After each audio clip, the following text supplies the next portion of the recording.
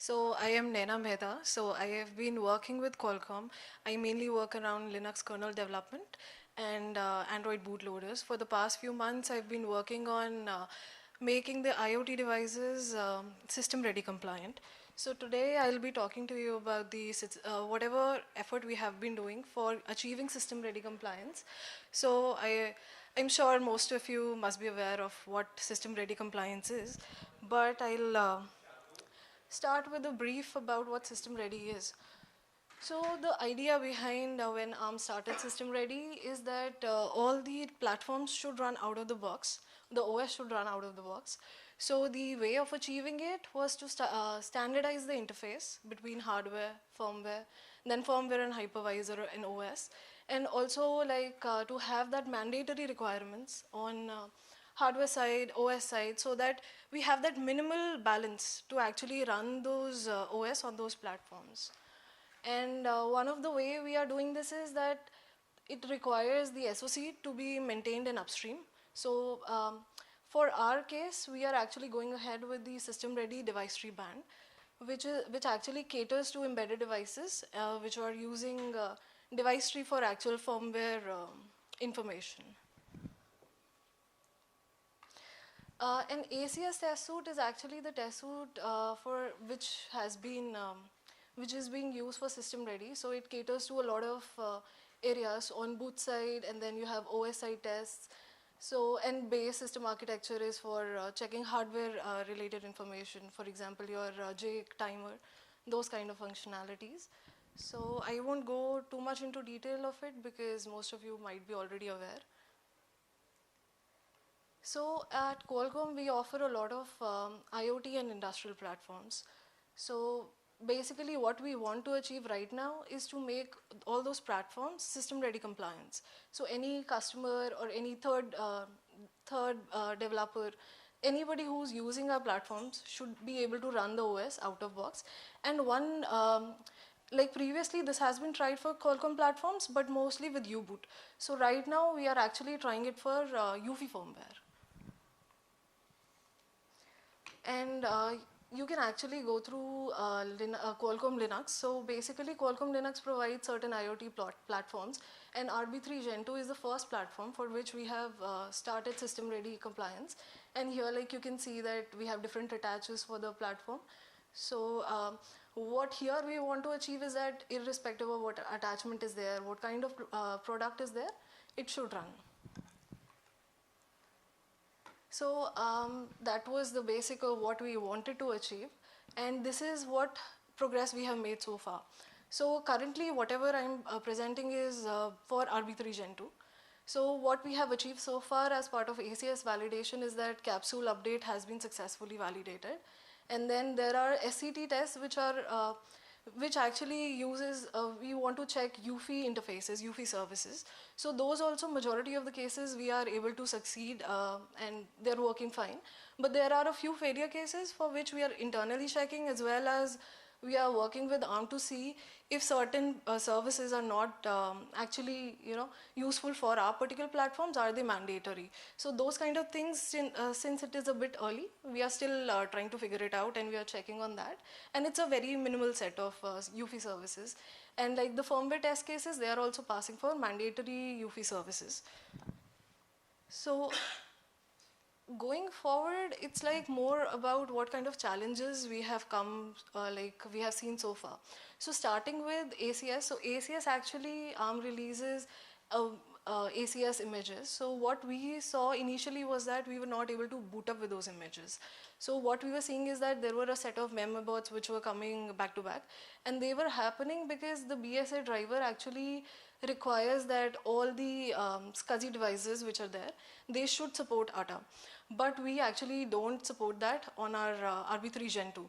So the idea is that the driver should not assume that any SCSI host which is there should support ATA. So this was one of the very basic issues that we came across. And we saw actually that if we don't use the init-RD for ACS, we were not seeing the issue, because that time BSA tests, whatever the tests were there, they were not running. So that is how we actually found the root cause. And the latest update on this is that whatever latest ACS image has been released, with that we are able to boot. because ARM has given some fix for it, but validations are still in progress. So this was like one of the basic issues that we saw. And coming to the tests actually, so we have DT K-cell test, which is part of MVP test suite.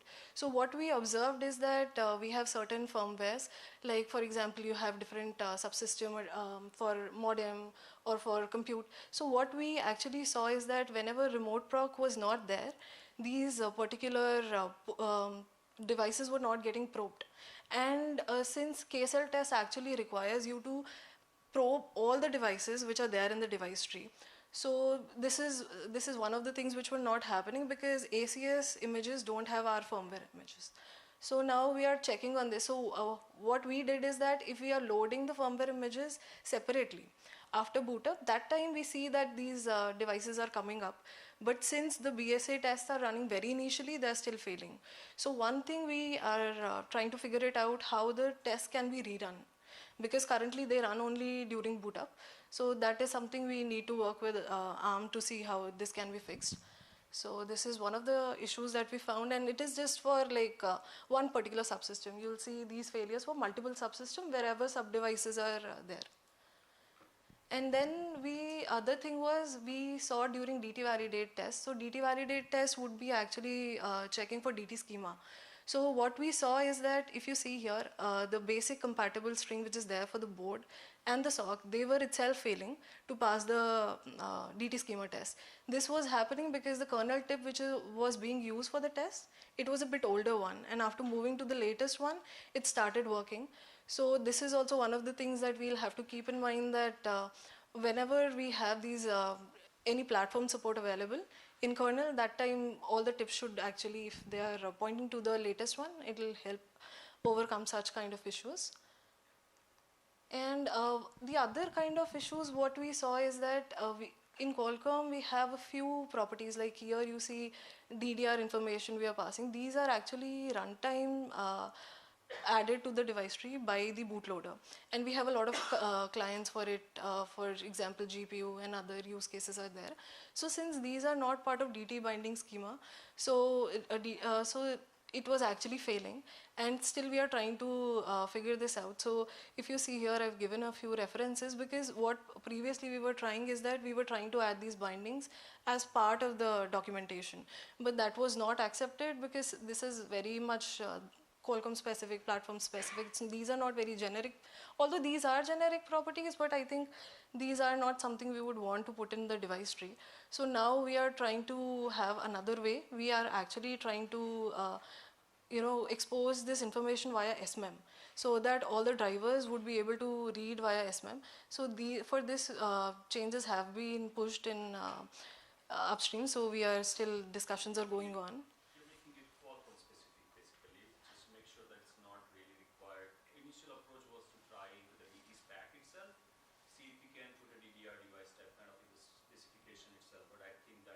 Yes, yes. And then Conrad is, I guess, trying now in writing down as a driver, SME driver, where we have a kind of this shared data structure, and then it will be only exposed to the clients like GPU. Yes. So, kind of that. So there also we are facing some challenges, because the SMM structure for DDR information is not, it's not really very, we don't have versions, or it's not very uniform. So we are facing certain challenges there. So we are still seeing how this can go far. The key is here is something which is you're patching at runtime, then you would come into realization later once you test that, okay, the GUI or silicon vendors do not assume that, okay, if I patch it at runtime, I can get away with it. So it's still getting validated, and because we do a lot of patching of device tree, even in the Virginia hypervisor and whatnot for the VM images, and that's probably all valid. But I think, yeah, maybe because we are using the standard properties for that. But yeah, this was one of that. So that was more about the ACS test. So since SystemReady requires us to boot to shell on 3 different distributions, especially for device tree band. So what we selected were Fedora, OpenSUSE and Ubuntu. So there also we saw a lot of challenges while we were trying to boot it to shell, and that too with storage support for SD card and UFS. So what we saw is that there were a lot of configs which were not there. So because of that, it was getting stuck very early in the boot up. So we had to actually identify those configs which were missing, and in one case the device tree node also for SD card was not available. So those kind of challenges we faced. So coming to actually enabling the config, so the other major challenge we faced was that each distribution has a different way of maintaining the kernel tree and the config. For example, Ubuntu has annotations for creating the config, and the other way is like having the Debian packages built for actually enabling the config and doing the validation again, and it's not very straightforward to create those packages, and it's very time consuming. So what we did for our validation is that we actually built the kernel tree statically and use the configs. For example, for Ubuntu we had to take the config by using the released Ubuntu image on QEMU and extract the config. So those kind of challenges were there which were a bit time consuming. And the other part of using static kernel image was that all the configs that we have, we had to enable them statically, but some of them can be modules. So those kind of differentiation actually require you to have the full init RD and Debian packages. So that was one very time consuming thing that we faced during all of these boot ups. The other was that we raised actually those issues with the distros. So for example, QNOC config was missing. So when we raise these patches, then also it takes time to actually for those changes to come up in the release. So for Ubuntu, for example, we had to wait almost a month or so that in the next release those configs are there. So so those changes actually take some time. And even with if there are kernel changes which go in upstream, they also take some time to come into the next release. So those kind of issues we have seen so far. And here, like for example, in Fedora, we had to add certain command line parameters also in grub config. Recently, like we have figured out certain configs again which are missing, because of which we actually had to introduce these command line parameters. And this is like sort of the slide where we have put the shell and the SD card and UFS devices which came up. So we were able to boot to shell on OpenSUSE, Fedora and Ubuntu. And here whatever results are there for Ubuntu, those are again with custom configs, because certain configs were, those changes were not in the released image, even though they were merged. So yes, so what's next is that we would, whatever open issues are there for RB3 Gen 2, we would want to close on that and achieve 100% compliance for it. And whatever other platforms we have for Qualcomm Linux, there also we would want to have system-ready compliance. Yeah. The thing we want to add is that the one lab is another stuff we are kind of testing for our system ready. I think we have RB3 Gen 2 there as well, I believe. So and we'll add another platform which Yogesh mentioned, like QCS 8100 and QCS 9100, which are more of industrial plus non-industrial platform on that. So this is just beginning, and RB3 Gen 2 is just a first platform. But we have a series of platforms coming on that, which will be all, it's all, I think, common issues we are facing. It's not like very specific. So once we fix it, the system ready should just work, and more platforms in one lab, I guess. Yes. So that's all from my side. If there are any questions. We did raise the tickets as well. Yes. So for some reasons we had removed it. We cannot mention, but yeah, we raised all the tickets. So I think fair response, I believe, but some Yes. tickets maybe taking time or getting closed, but I don't know where even from I'm here I can talk to. It was closed without much of discussion, and maybe some feedback there, which we did not explicitly mention. We mentioned we removed.